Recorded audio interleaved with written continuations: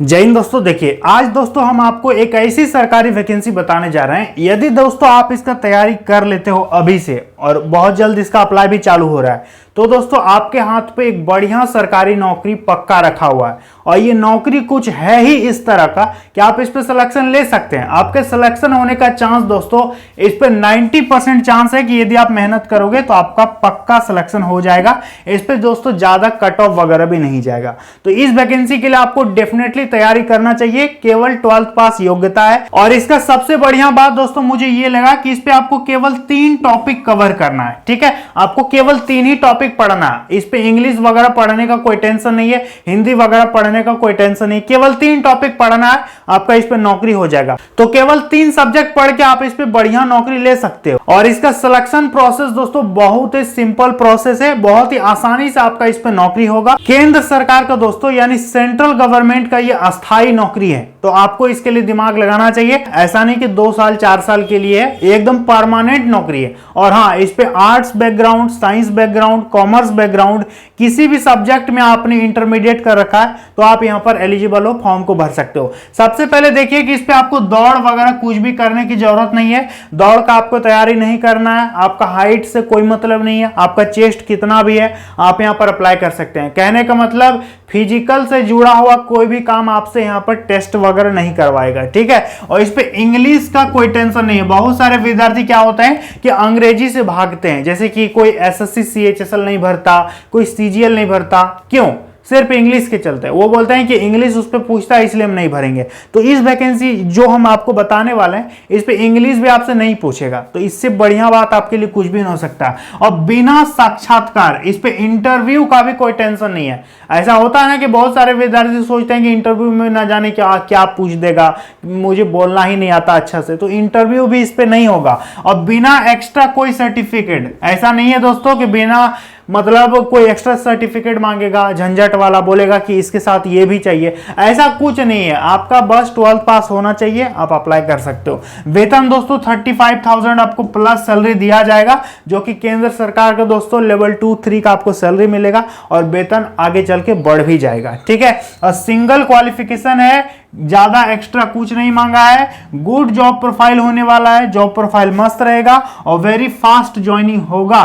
Form भरने के 3-4 महीने के अंदर आपका इस पे ज्वाइन करवा देगा, तो इससे बेटर चांस आपके लिए कुछ भी नहीं है। तो आप इसके लिए डेफिनेटली तैयारी कर सकते हैं। ठीक है, तो चलिए दोस्तों देखते हैं कि आखिर ये कौन सा वैकेंसी है। वीडियो को लाइक कर दीजिए, आप लोग चैनल को सब्सक्राइब कीजिए, क्योंकि जो भी नया वैकेंसी निकलेगा सबका अपडेट आपको हम वीडियो में बढ़िया ढंग से बता करके समझाते हैं। तो आप चैनल को सब्सक्राइब जरूर कीजिएगा याद करके।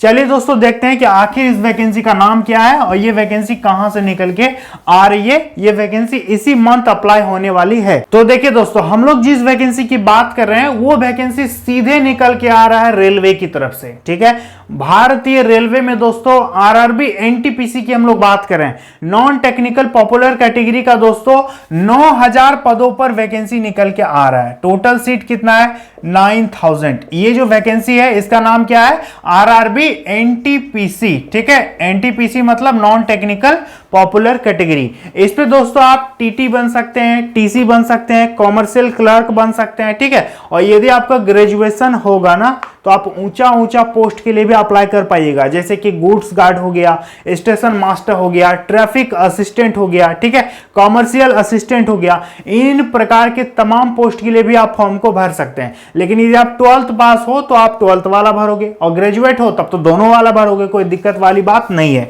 इस पे बात करेंगे दोस्तों कि एज कितना होना चाहिए। एज समझिए ध्यान से, एज दोस्तों कम से कम 18 साल तो आपका होना चाहिए फॉर्म भरने के लिए। और यदि आप 12th लेवल वाला पोस्ट भरिएगा तो 18 से 30 साल। ठीक है, ये बता रहे हैं जनरल का।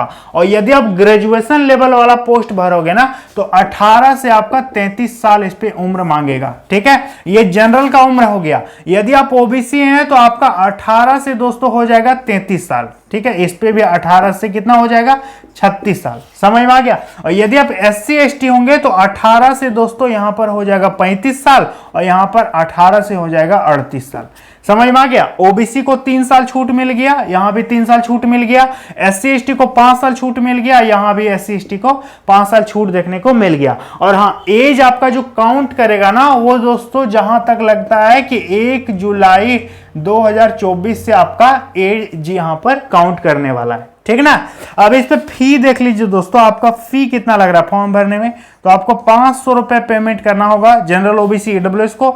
बाकी एससी एसटी महिलाओं को दोस्तों 250 रुपए पैसा लगेगा, जो कि बाद में दोस्तों रिफंड भी कर देगा। रेलवे का सबसे बढ़िया बात है कि पैसा बाद में वापस भी हो जाता है, ठीक है। ये हो गया फी दोस्तों। अब हम आपको अप्लाई डेट बता देते हैं, ध्यान दीजिएगा। इसके बाद आपको सिलेबस समझाएंगे। इसका सिलेबस बहुत ही सिंपल सिलेबस है, बहुत बढ़िया सिलेबस है। अप्लाई डेट की बात करेंगे दोस्तों तो देखिए जून में ही ये फॉर्म चालू हो रहा है, ठीक है। जून के दोस्तों लास्ट वीक में ये फॉर्म चालू हो जाएगा, तो आप इसके लिए डेफिनेटली तैयारी करते रहिए। फॉर्म बहुत जल्द आपको देखने को मिलेगा। सैलरी की बात करेंगे दोस्तों तो 35,000 आपको प्लस सैलरी मिलेगा जो 12th पास वाले के लिए फॉर्म भरोगे। और यदि आप ग्रेजुएशन लेवल वाला के लिए फॉर्म भरोगे ना तो आपको दोस्तों 55,000 प्लस आपको यहाँ पर सैलरी दिया जाएगा, ठीक है। बात कर लेंगे दोस्तों सिलेक्शन के प्रोसेस का कि इस पे चयन का प्रक्रिया क्या है। तो देखिए दोस्तों ध्यान से समझिएगा, समझना बहुत जरूरी है। चयन प्रक्रिया दोस्तों 1 नंबर में आपका होगा CBT 1। CBT 1 मतलब कंप्यूटर पर पहला परीक्षा। इसके बाद दोस्तों होगा CBT 2, ठीक है, कंप्यूटर पर दूसरा परीक्षा। इसको बोलेंगे PT, इसको बोलेंगे मेंस, ठीक है। इसके बाद दोस्तों आपका टाइपिंग होगा, लेकिन सबका नहीं होगा।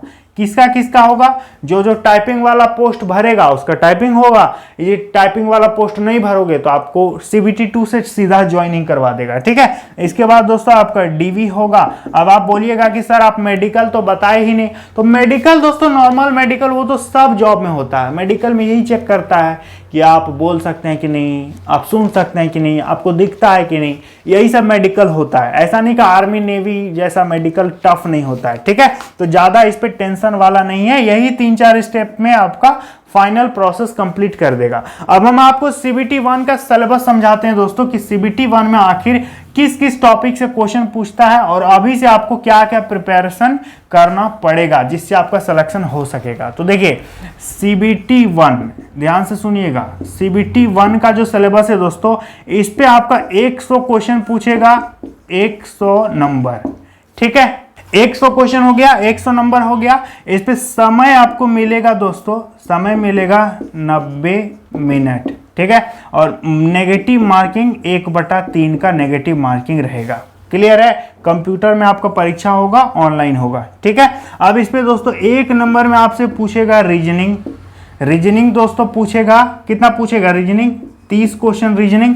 इसके बाद दोस्तों दूसरा नंबर में पूछेगा मैथ दोस्तों पूछेगा 30 क्वेश्चन, ठीक है, 60 हो गया। इसके बाद तीसरा नंबर में आपका पूछेगा जीके और करंट अफेयर्स, इससे पूछेगा 40 क्वेश्चन। तो देखिए 40, 30, 70 और 30, 100 क्वेश्चन हो गया, 100 नंबर हो गया, ठीक है। यह CBT 1 का सिलेबस, इतना ही आपको पढ़ना है।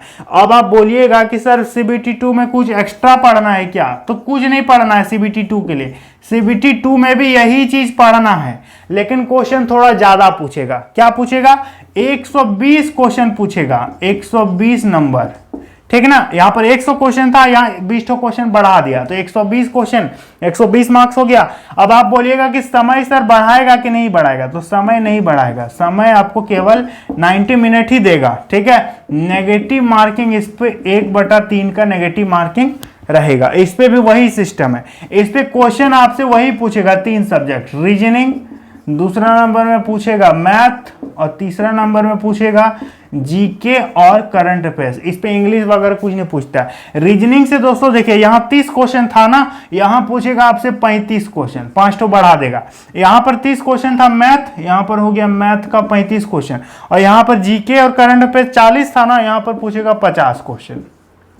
तो देखो तो 50 और 35, 35, 70 कितना हो गया, 120 क्वेश्चन हुआ ना, 120 क्वेश्चन, 120 नंबर, ठीक है।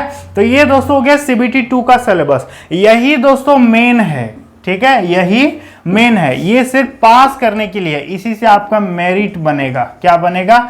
इसी से आपका मेरिट बनेगा और आपको नौकरी मिल जाएगा। ठीक है, पोस्टिंग दोस्तों आपके द्वारा चुने गए आरआरबी पर आपका पोस्टिंग होगा।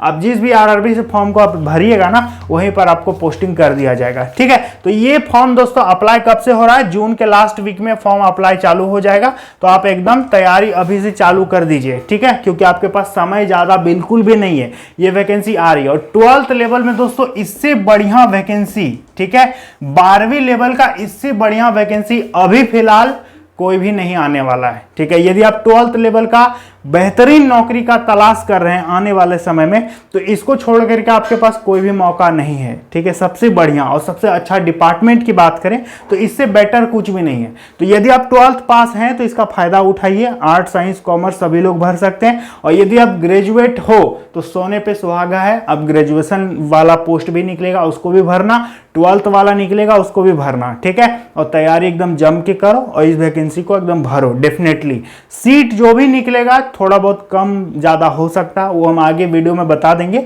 चैनल को आप लोग सब्सक्राइब करके रखिएगा और घंटी को ऑल पे प्रेस करके जरूर रखिएगा, ताकि दोस्तों जैसे ही नया वीडियो डालेंगे आपके पास वो वीडियो आ जाएगा। ठीक है, तो चलिए मिलते हैं अगली वीडियो में। धन्यवाद।